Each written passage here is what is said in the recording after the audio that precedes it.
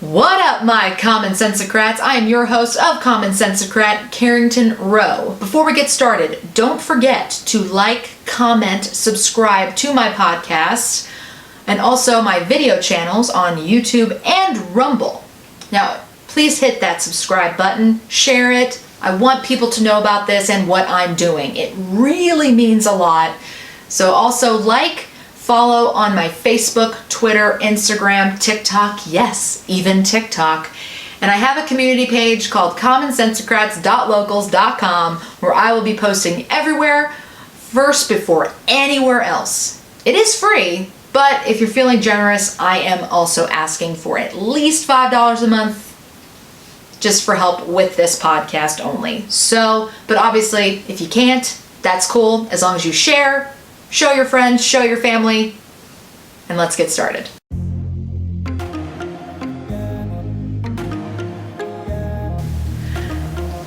Let me start off with why I started this podcast. Our world has been completely just in shambles. All of a sudden, 2020 started out okay, and then, wow, okay, and then it just, you know the rest. So I realized I had a lot to say.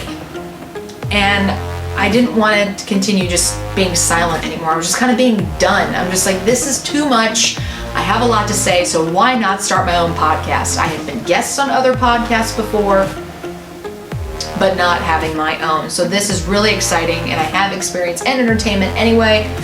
So I thought, why not do one for myself and call it Common SenseAcrat?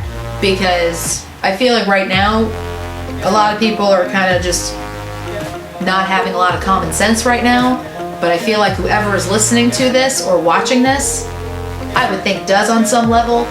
So let's just go ahead and get this started so you can follow with what I'm talking about. So I'm already gonna start off with a bang. What in the actual F is going on in the world? I feel like we are literally living in the upside down, and if you haven't seen Stranger Things, then I won't go any further regarding that term. If you have seen it, I cannot wait till season 4. But obviously go to Netflix, watch it, it's awesome. If you haven't seen it, just do it, I recommend it. Also, I'm not a sponsor for Netflix or Stranger Things, so don't hurt me. Right now we have everything from cancel culture, Congress acting like children, a president who can't even speak a full sentence or keep his promises, a press secretary who is such a bore and doesn't know what's going on, mixed messaging regarding COVID-19. Am I wrong? So 2020 to 2021 took a 180, and it's now hard to remember what normal looked like. But I am staying optimistic of how things will turn out. So I suggest you do the same. That's because really, please. So let's just have some laughs with this show. I thought I'd start with my first episode with some fun.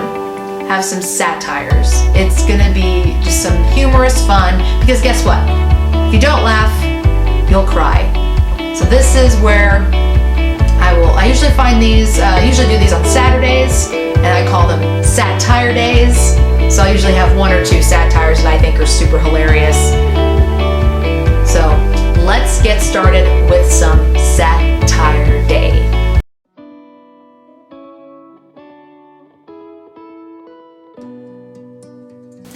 Let's get started with some satires. In case you don't know what a satire is, it's not a real story. It is a humorous fake story that is told based off the real story or the news. I usually like doing these on Saturdays, like I said before, but for our first show, why not? So welcome to a fun episode with some Satire Day. Now, before we get started on the first story, I like to have my episodes pretty light and fun because some of the episodes can be intense depending on the topic. Especially Wednesday episodes. They're more news than anything, but here's how the layout is going to be just to give you all an idea. Mondays, they are news, but with more memes. So like Monday memes, I'll have that as an example. Wednesdays are more news with some entertainment, like videos, pictures, whatever. And Fridays are more fun Fridays with funny videos, funny news, very related to the topic of common sense. So let's get started with these satires. All of these are from Babylon Bee, who are really funny. I recommend you listening to them. So let's get the first one pulled up. I need my storytelling voice, if you will. Okay. Governor Cuomo capitalizes on sex scandal with new romance novel. Dun dun dun. Albany, New York. Governor Andrew Cuomo has found himself in the middle of a sex scandal when he found himself in hot water last year, though for killing a bunch of seniors. He released a book about it. So he called up his literary agent and quickly got a book proposal together. He landed a cool 7-figure deal in no time, and you can now pick up hot New York nights wherever books are sold. The book follows the tale of a domineering New York State governor who grabs women on the face and asks them if they'd like to be kissed. Steamy passages detail the governor's escapades with multiple women as he hits on them, forces them to kiss him, and pressures them for favors across New York's thriving nightclub scene. Finally, Cuomo and one of the women find some alone time in a recently vacated nursing home, and their passions overtake them. Reviewers everywhere praised the work as groundbreaking, saying it renewed their love affair with the media's darling governor. Honestly, I couldn't put this thing down, said Brian Stelter, from CNN, by the way. Red in the face. Is it hot in here? It's like, oh my. Just when you think it's finally cooling down, the book keeps ramping things up. Hot, hot, hot. Cuomo is up for a National Book Award and a second Emmy and a Nobel Peace Prize for his work on the novel.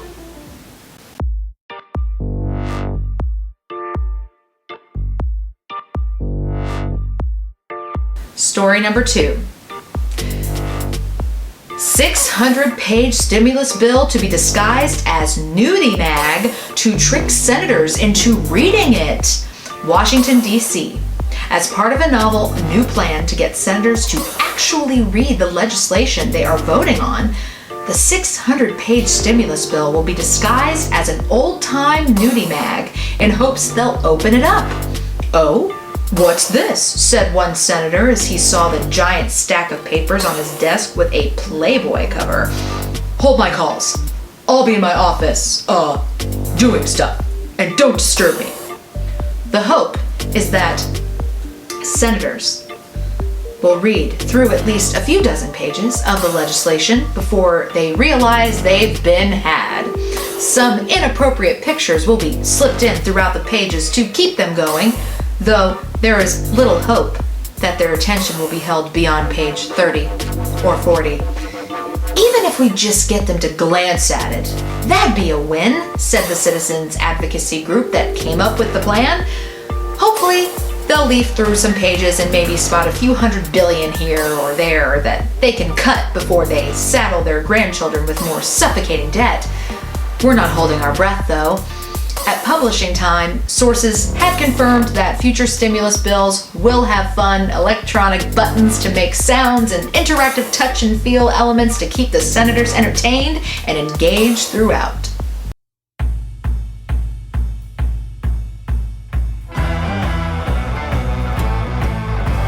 Story number 3. Texas governor hailed as conservative hero for ending unconstitutional mandate he implemented. Austin, Texas.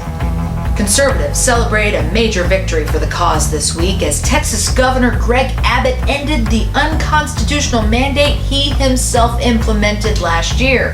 Republicans, libertarians, and other right-leaning Texans lauded the governor's move to fight tyranny by striking down his own mandates. Great job, Governor Abbott. You really ended those tyrannical edicts that you yourself put in place last year, said one Texan as he chugged a Bud Light and drove his tractor around for no good reason. I'm proud to have you as my governor. Look, whoever put these in place was a real bully, said Governor Abbott. I'm taking a bold stand against these tyrants by allowing businesses to fully reopen and knocking down the unconstitutional mask mandate. Texas, we've been freed from the tyrannical dictates of 2020 me. At publishing time, Abbott said he was considering ordering everyone to turn in their guns, only to strike it down the next day in order to get more positive press.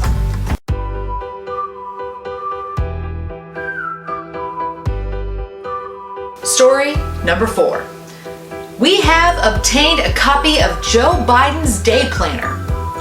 Joe Biden's day planner was left on a table at a Washington, D.C. Denny's this week. Before returning to the White House, our staff was able to take pictures of the contents of Biden's rigorous schedule. It is truly amazing that a man of Biden's age has enough vim and vigor to accomplish so much every day. Here are just a few examples from Biden's dense schedule. Here are muffins, nap, many naps, crossword puzzle day, do the green screen thingy, nap, also sleep, which is different from naps, test new drones, note to self, stop using the term colored people, it's bad now, cash that G money, turkey. He was not sure if this was in reference to the country or the poultry. Call Obama, recurring in planner, keeps getting voicemail. Tell Kamala to do the thing. Remember what the thing is. Detailed notes on who he can and cannot sniff at various events. Yell at cloud. Parsnips. Tape Blue Bloods, starring Tom Selleck. John Wayne-a-thon, strategy meeting at CNN.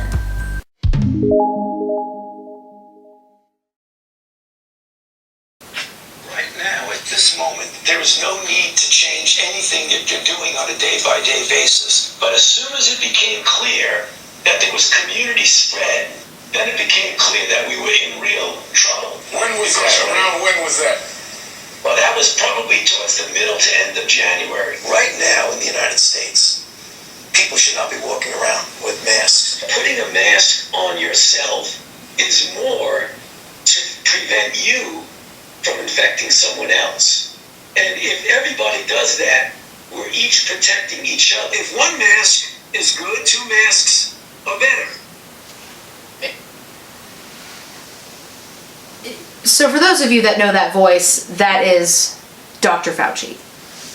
Welcome to my first Check Yourself segment, where I talk about somebody who needs to check themselves before they cause any harm to themselves or other people more than they already have.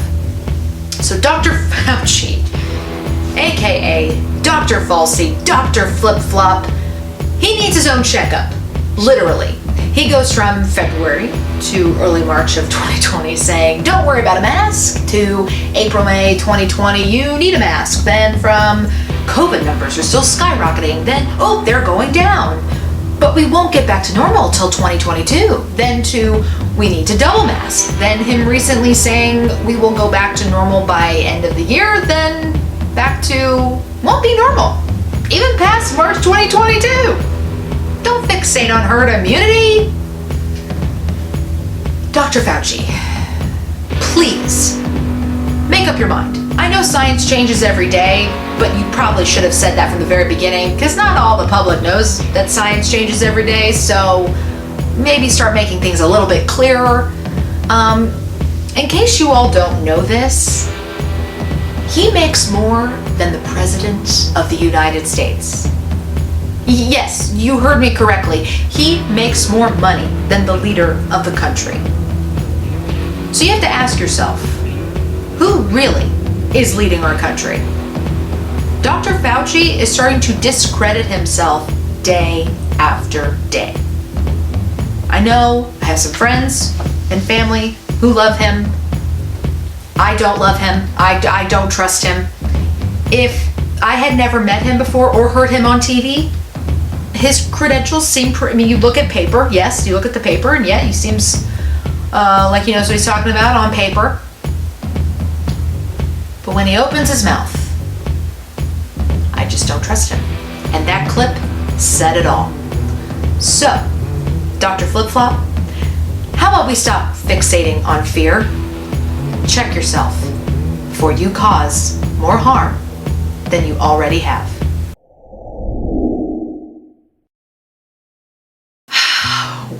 on to the finale.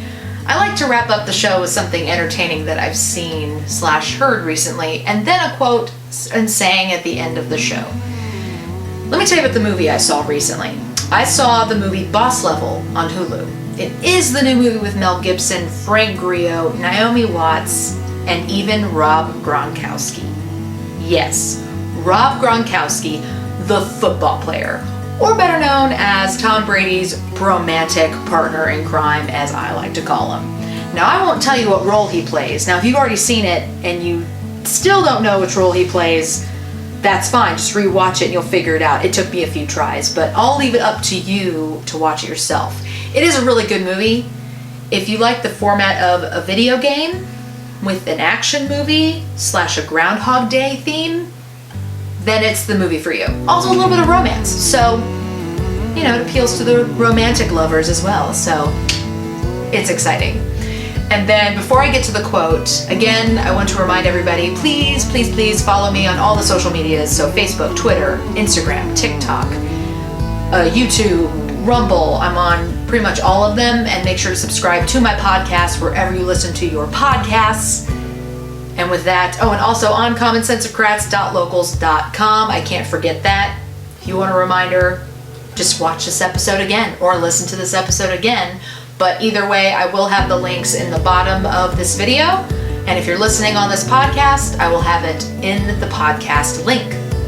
So the quote that I will end with today: with everything that has happened to you, you can either feel sorry for yourself or treat what has happened as a gift. Everything is either an opportunity to grow or an obstacle to keep you from growing. You get to choose. Dr. Wayne Dyer. Thank you so much for watching and or listening. Until next time, everybody. Bye.